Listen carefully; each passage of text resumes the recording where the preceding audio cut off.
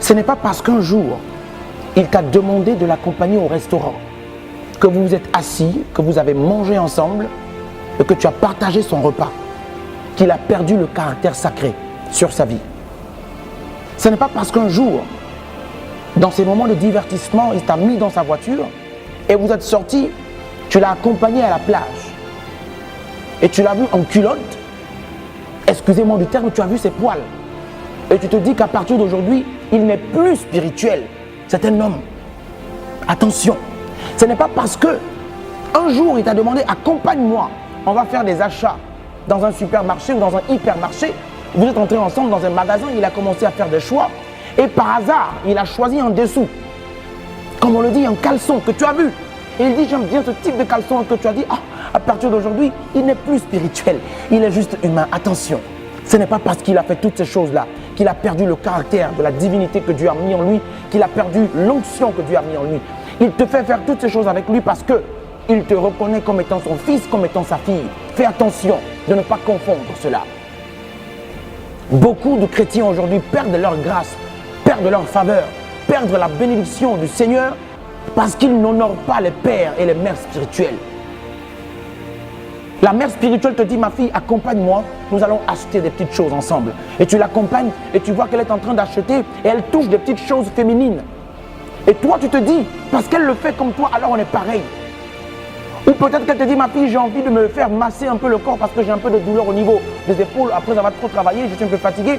Et qu'on voit, on la met avec une serviette là et qu'on touche son corps, on commence à la masser. Et toi, tu vois une petite partie de son corps, tu te dis qu'elle n'est plus celle-là qui a l'onction comme tu la voyais avant parce que tu es maintenant dans l'affinité avec elle, tu es maintenant dans la proximité avec elle, tu perds tes grâces. Arrête de penser comme ça. Arrête de penser comme ça. La majorité de ceux qui ne bénéficient pas des bénédictions ou des grâces de la part des serviteurs de Dieu, ce sont les personnes qui sont les plus proches. Les personnes les plus proches. Et là, je vais interpeller ceux qui sont dans le protocole. Je vous interpelle. Ceux qui sont dans le protocole, ceux qui sont dans le groupe musical, ceux qui sont dans l'intercession, dans un service quelconque dans l'église, où tu es toujours en contact avec le pasteur, tu es toujours à son chevet, tu es toujours à son contact. Tu penses que cette proximité-là a détruit le sacré en lui. Et les autres viennent de dehors, ils bénéficient de la grâce. Les autres viennent de dehors et quand ils parlent, les choses se produisent. Mais toi qui es là, tu as fait 10 ans, 15 ans, 20 ans, 30 ans, ta vie ne change pas auprès de lui. Tout est pareil. Mais tu te dis, mais comment est-ce que moi je n'évolue pas? Et les autres viennent, après 2 mois, 6 mois, ils ont des gros témoignages comme ça. Ils disent que le serviteur de Dieu a imposé la main sur eux et en même temps les choses se sont produites. D'autres sont venus célibataires et sont mariés aujourd'hui. D'autres sont venus chômeurs et ont trouvé du travail. D'autres sont venus malades et ils étaient guéris. Mais moi, je suis là, je traîne des maladies, je suis là, je traîne le chômage, le révérend le voit, le pasteur le voit, l'apôtre le voit, le prophète est au courant de cela. Ils sont tous au courant. Mais qu'est-ce qui fait qu'ils ne prient pas pour moi pour que ça marche? Ils ne sont pas des marabouts ni des magiciens pour prier pour toi pour que ça marche. Ils prient, mais si le Seigneur sait que toi, ta foi, n'est pas une foi de reconnaissance de la divinité, mais une foi de reconnaissance de l'humanité qui est en eux, rien ne se produira. Parce que la grâce qui est Jésus-Christ, quand ça féconde avec ta foi, ça produit le miracle. Mais tu ne peux pas avoir la foi en quelqu'un que tu ne connais pas ou quelqu'un que tu prends pour du n'importe quoi, si je me permets du terme. Excusez-moi du terme. Oui, parce qu'il y a des membres, des fidèles, des frères et sœurs qui considèrent leur père spirituel, leur mère spirituelle comme du n'importe quoi. Tout simplement parce qu'ils sont un jour entrés dans leur cuisine. Ils sont un jour entrés dans la chambre pour les aider à pouvoir ranger le lit pour leur père spirituel. Ils sont entrés dans l'intimité de la famille et ils ne reçoivent pas. Mais tu ne pourras pas recevoir. Jésus lui-même, la Bible dit que Jésus est entré dans son propre pays, dans sa ville natale, là où il a vu le jour. La Bible dit que les hommes qui étaient là-bas n'ont pas reconnu Jésus comme étant le Messie. Ils n'ont pas vu le Messie venir, mais ils ont simplement vu une personne qui venait, qui était l'enfant, le fils de Joseph, le charpentier. Et la Bible a dit, aucun miracle ne s'est produit ce jour-là. Aucun miracle. Jésus qui accomplissait des miracles partout, dans sa ville, n'a pas accompli de miracle. C'est également le cas dans ta vie. Alors je viens t'interpeller, tout simplement, frères et sœurs. Je suis là pour pouvoir changer les mentalités.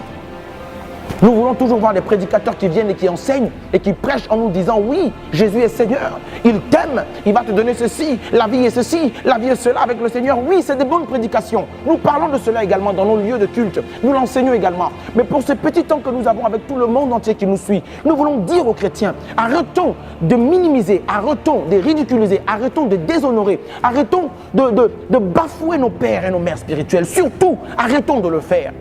C'est une abomination. Plein de personnes aujourd'hui ont des pères spirituels populaires.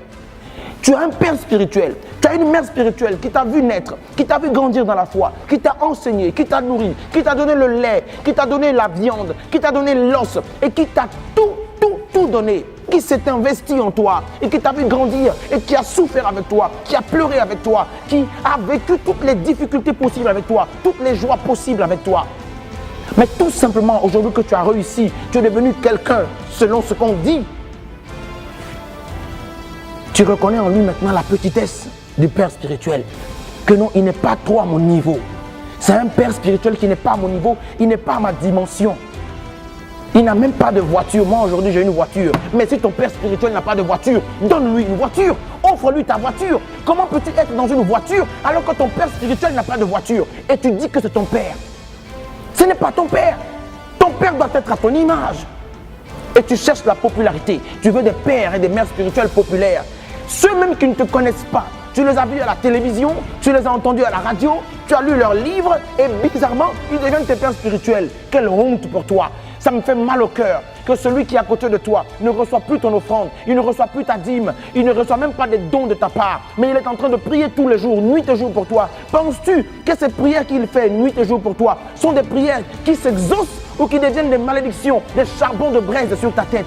Oh, je t'en supplie, ne tombe plus dans ces bassesses. Ce n'est pas parce que ton père spirituel est mince, ce n'est pas parce qu'il n'est pas gros, ce n'est pas parce qu'il n'est pas trop intelligent comme celui qui passe à la télévision, ce n'est pas parce qu'il n'est pas trop connu comme celui qui est vu et partout dans le monde, qui n'est pas ton père spirituel. Il reste ton père spirituel. C'est à toi de rendre ton père un homme grand. C'est à toi de faire de ton père un homme célèbre. C'est à toi de faire de ton père un homme digne. C'est à toi de faire de ton père ce que tu veux. Ne suis pas la masse. Suis le Seigneur qui a mis sur toi un père et une mère spirituelle. Je t'exhorte à le faire. Oh oui, je t'exhorte à le faire. Frères, sœurs, je vous exhorte à le faire. Un père reste un père. Une mère reste une mère. Quelle que soit sa taille, quelle que soit sa forme, le père spirituel doit être honoré des fils et des filles. Honore ton père spirituel, honore ta mère spirituelle. Et tu verras si le Seigneur ne va pas déverser sa grâce sur toi et que l'année qui suivra ou le mois dans lequel tu te trouves, les miracles ne commenceront pas dans ta vie.